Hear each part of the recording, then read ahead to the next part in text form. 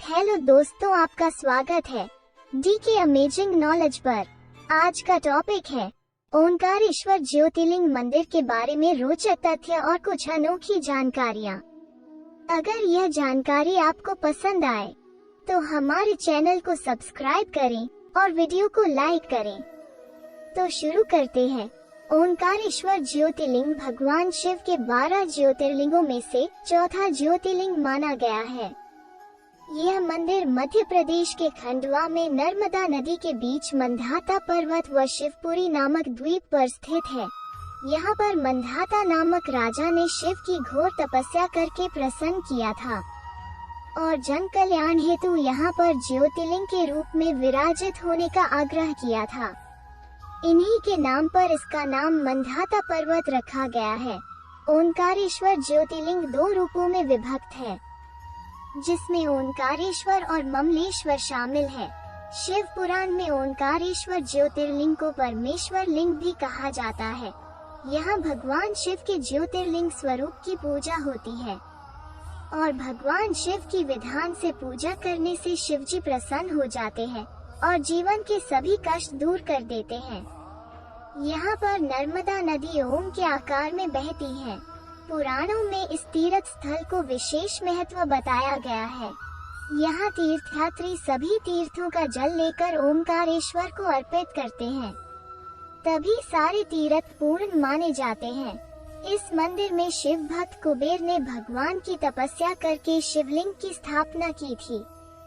भगवान शिव ने कुबेर को देवताओं का धनपति बनाया था और कुबेर को स्नान करने के लिए शिव जी ने अपने जटा से कावेरी नदी उत्पन्न की थी।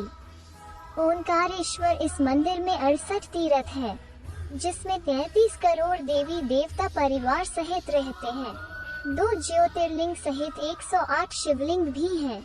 यहाँ भगवान शिव साक्षात प्रकट हुए हैं, इसलिए इन्हें ज्योतिर्लिंग कहा जाता है। और ऐसा कहा जाता है कि यहाँ का तट ओम के आकार का है। ये ज्योतिर्लिंग पंचमुखी है। लोगों का मानना है कि भगवान शिव तीनों लोकों का भ्रमण करके यहाँ विश्राम करते हैं, इसलिए यहाँ रात्रि में भगवान शिव की शयन आरती भी की जाती है।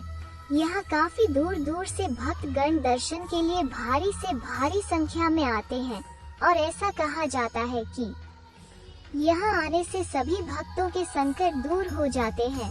यह 5 मंजिला मंदिर है, बहुत ही भव्य तरीके से निर्मित किया गया है। ओंकारेश्वर ज्योतिर्लिंग का तीर्थ क्षेत्र। ओंकारेश्वर ज्योतिर्लिंग में 24 अवतार, सीता वाटिका, माता घाट, मार्कंडेय शिला, मार्कंडेय संन्यास आश्रम, ओंकार मठ, माता वैष्णो देवी मंदिर, अन्नपूर्णा आश्रम, बड़े हनुमान, सिद्धनाथ गौरी सोमनाथ, धावड़ी कुंड, विज्ञानशाला, ब्रह्मेश्वर मंदिर, विष्णु मंदिर, वीरखला, चांद सूरज दरवाजे, गायत्री माता मंदिर, ऋण मुक्तेश्वर महादेव, आड़े हनुमान से गांव के गजानन महाराज का मंदिर, काशी विश्वनाथ, कुबेरेश्वर महादेव के मंदिर भी दर्शनीय है। ओंकारेश्वर ज्योतिर्लिंग की कथा। इस मंदिर में विराजमान ओंकारेश्वर ज्योतिर्लिंग पंचमुखी है। ऐसा कहा जाता है कि भगवान शिव तीनों लोकों का भ्रमण करके यहाँ विश्राम करते हैं। पर्वत पर एक बार भ्रमण करते हुए नारद जी विंध्याचल पर्वत पहुँचे। पर्वतराज विंध्याचल ने नारद जी का बड़ा आदर सत्कार किया और बड़े अभिमान के साथ कहा कि मुनिवर, मैं सभी प्रकार से समृद्ध हूँ। नारद जी विंध्याचल की ऐसी अभिमान भरी बातें सुनकर लंबी सांस खींचने लगे। ऐसा देख विंध्याचल ने नारद जी से इसका कारण पूछते हुए कहा। पर्वत ने कहा कि मुनिवर, ऐसी कौन सी कमी आपको दिखाई दे रही है जो देखकर आपने लंबी सांस खींची। पर्वतराज विंध्याचल के पूछने पर नारद जी ने कहा, तुम्हारे पास सब कुछ होते हुए भी तुम सुमेरु पर्वत से ऊंचे नहीं हो। सुमेरु पर्वत का भाग देवलोक तक जाता है और तुम्हारे शिखर का भाग वहां तक कभी नहीं पहुंच सकता। ऐसा कहकर नारद जी वहां से चले गए। नारद जी द्वारा ऐसी बातें सुनकर विंध्याचल को बहुत दुख हुआ और वो मन ही मन शोक करने लगा। इसके पश्चात जहाँ भगवान शिव साक्षात शिवलिंग के रूप में विराजमान है, वहाँ पर विंध्याचल शिवलिंग स्थापित कर भगवान शिव की आराधना करने लगा और लगातार भगवान शिव की 6 महीने तक पूजा अर्चना की। विंध्याचल के सच्ची श्रद्धा से प्रभावी होकर भगवान शिव साक्षात प्रकट हो गए और विंध्याचल को दर्शन दिए और से वर मांगने को कहा।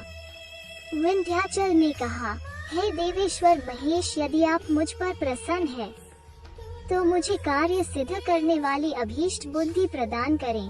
भगवान शिव ने विंध्य को उत्तम वर दिया।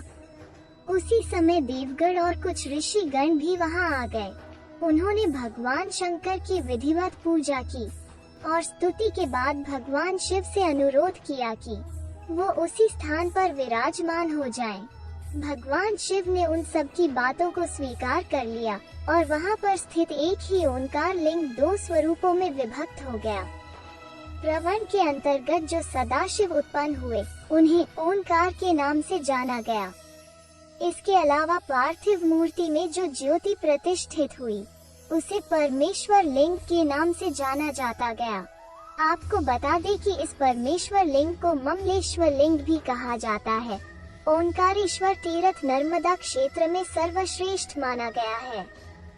शास्त्रों की मान्यता है कि कोई भी तीर्थयात्री चाहे कितने ही तीर्थ भ्रमण कर ले, किंतु जब तक वो ओंकारेश्वर में सभी तीर्थों का जल लाकर यहाँ नहीं चढ़ाता, उसके सारे तीर्थ अधूरे ही होते हैं। ओंकारेश्वर तीर्थ के साथ नर्मदा जी का भी विशेष महत्व है। शास्त्रों की मान्यता है कि जमुना जी में 15 दिन स्नान तथा 7 दिन स्नान करके जो फल प्रदान करता है, इतना पुण्य फल सिर्फ नर्मदा जी के दर्शन मात्र से प्राप्त होता है। ओंकारेश्वर ज्योतिर्लिंग का महत्व। ओंकार मंदिर के भीतर अनेक मंदिर हैं। नर्मदा के दोनों दक्षिण और उत्तरी तट पर मंदिर है। अगर कोई भक्त ओंकारेश्वर क्षेत्र की तीर्थ यात्रा करता है, तो उसे केवल ओंकारेश्वर ज्योतिर्लिंग के दर्शन ही नहीं बल्कि वहां बसे अन्य 24 अवतारों के भी दर्शन करना चाहिए। ओंकारेश्वर की महिमा का उल्लेख पुराणों में शंकर पुराण, शिव पुराण व वायु पुराण में किया जाता है। हिंदुओं में सभी तीर्थों के पश्चात ओंकारेश्वर के दर्शन व पूजन का विशेष महत्व है। तीर्थयात्री सभी तीर्थों का जल लेकर ओंकारेश्वर में अर्पित करते हैं, तभी सारे तीर्थ पूर्ण माने जाते हैं। यहाँ विराजित भगवान शिव के ज्योतिर्लिंग के दर्शन मात्र ही अनेक मनोकामना पूर्ण हो जाती है। ओंकारेश्वर धाम किसी मोक्ष धाम से कम नहीं है। ओम के आकार में बने धाम की परिक्रमा कर लेने से मोक्ष की प्राप्ति होती है।